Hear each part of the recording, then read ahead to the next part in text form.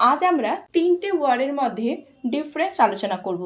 একটা হচ্ছে সাম টাইম, আরেকটা হচ্ছে সাম টাইম, আরেকটা হচ্ছে sometimes. Some time means a period of time, অর্থাৎ সময়ের একটা নির্দিষ্ট ভাগ।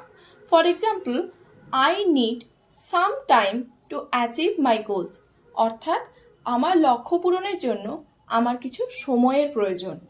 Next one is some time, অর্থাৎ an unspecific time in future, ভবিষ্যতের যে কোনো অনির্দিষ্ট সময়কে মেনশন করে। For example, you will call me after some time, অর্থাৎ তুমি আমাকে কিছু সময় পরে ফোন করবে। Last one is sometimes, means occasionally, অর্থাৎ মাঝে মাঝে।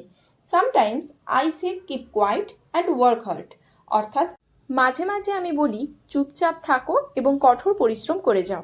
সো এরপর থেকে কিন্তু সামটাইম অ্যান্ড সামটাইমস ওয়ার্ড তিনটির কিন্তু সঠিক ব্যবহার করা চাই।